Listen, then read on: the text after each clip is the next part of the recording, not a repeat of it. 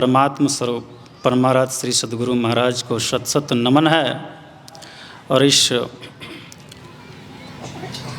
आयोजन के आचार्य श्री श्रद्धानंद जी महाराज को शत शत नमन एवं तीर्थों को भी पवित्र करने वाले मुदमंगल में साधु समाज को नमन है।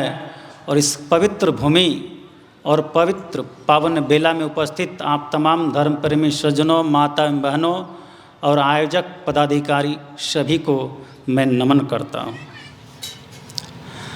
अभी हम लोग प्राचीन सद्ग्रंथ स्वरूप श्री रामचरितमानस से पाठ श्रवण कर रहे थे। सद्ग्रंथ कहते किसे हैं थोड़ा समझ लें। सद सत शब्द से बनता है और ग्रंथ ग्रंथि शब्द का पुल्लिंग, ग्रंथि स्त्रीलिंग का पुल्लिंग शब्द ग्रंथ होता है। तो ग्रंथि का अर्थ होता है जाल।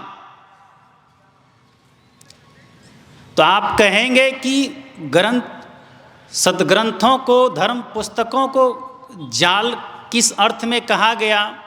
हम आप कहते हैं कि यह संसार रूपी क्या है, माया जाल है। तो जाल में जिस तरह से जैसे पानी में जाल फेंकते हैं तो मछली फंसती है तो उससे वह निकलने का बहुत प्रयत्न करती है।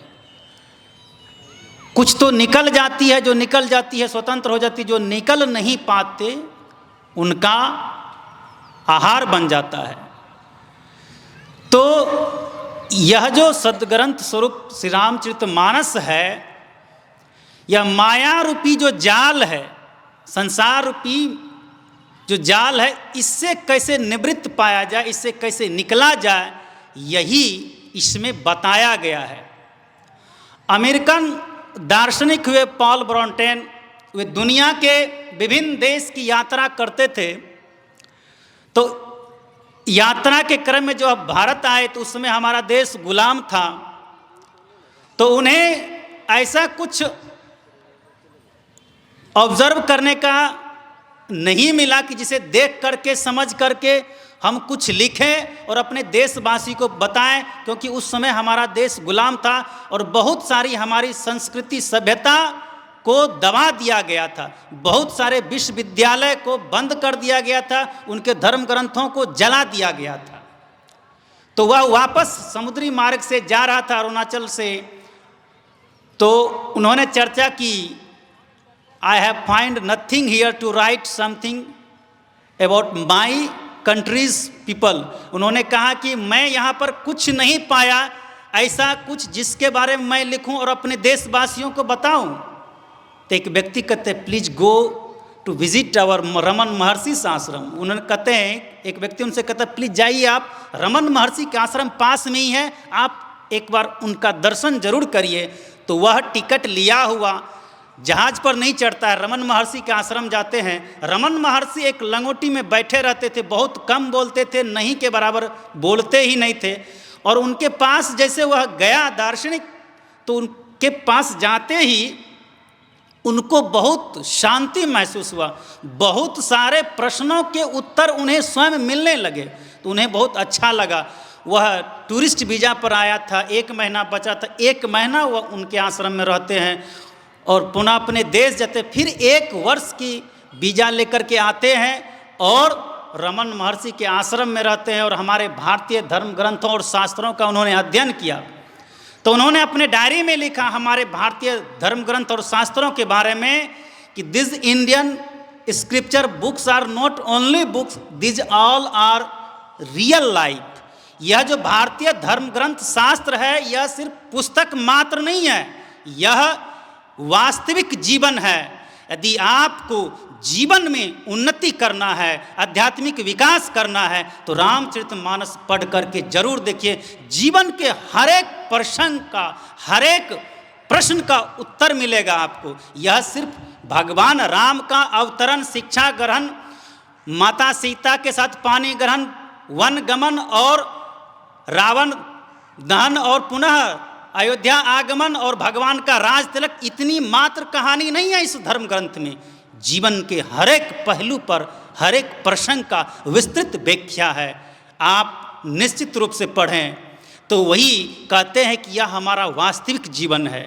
तो अभी हम लोग सुन रहे थे ईश्वर स्वरूप के बारे में। महर्षि वाल्मीकि से जब भगवान राम पूछते हैं कि मैं कहाँ रहूँ, तब भगवान को उत्तर में उन्होंने सोचा कि मैं क्या कहूँ, कैसे कहूँ।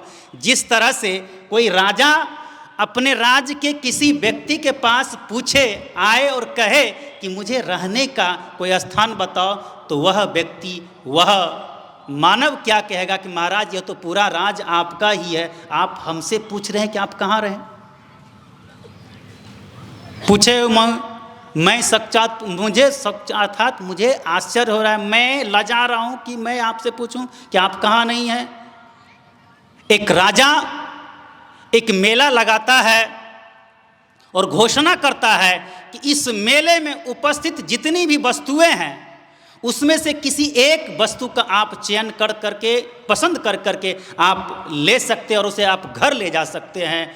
तो दुनिया के सभी उस राज के सभी लोग आते हैं उस मेले में, उस कैंपस में। तो जिसको जो पसंद होता है, जो वस्तु अच्छा लगता है, ले करके चला जाता है। एक किसान का बेटा उस मेला में आता है, तो वह गरीब था, बहुत कुछ देखता है, क्या लें क्या ना लें। अंतिम में जाता है जहाँ पर हल रखा था, आगे बैल भी था, सोचा कि हल ले लें या बैल ले लें, चूँकि एक ही वस्तु लेनी है। तो इसी उधेर बुन में वह निर्णय नहीं कर पा रहा था, कुछ देर ध्यान के लिए बैठ जाता है। तो उसे एक ख्याल आता है कि क्यों ना इस मेले में जो सबसे कीमती वस्तु है, जो सबसे अधिक मूल्यवान है, उसी को लिया जाए।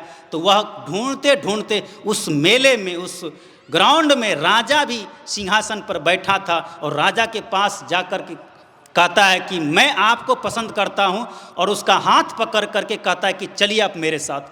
तो राजा को आश्चर्य हुआ कि मैंने वस्तु की बात की और तुम तो मुझे ही पकड़ लिए। उन्होंने कहा कि इस मेले में आप भी उपस्थित है, आपने ये नहीं कहा कि हमको छोड़ करके, आपका ये घोषणा है कि इस मेले में उपस्थित जो भी वस्तु है, व्यक्ति आप कुछ भी ले सकते हैं। आदमी शरीर भी एक वस्तु में गिनती आता है, इसलिए मैं आपको पसंद करता हूँ और आपको चलना पड़ेगा, आपने ऐसा घोषणा किया।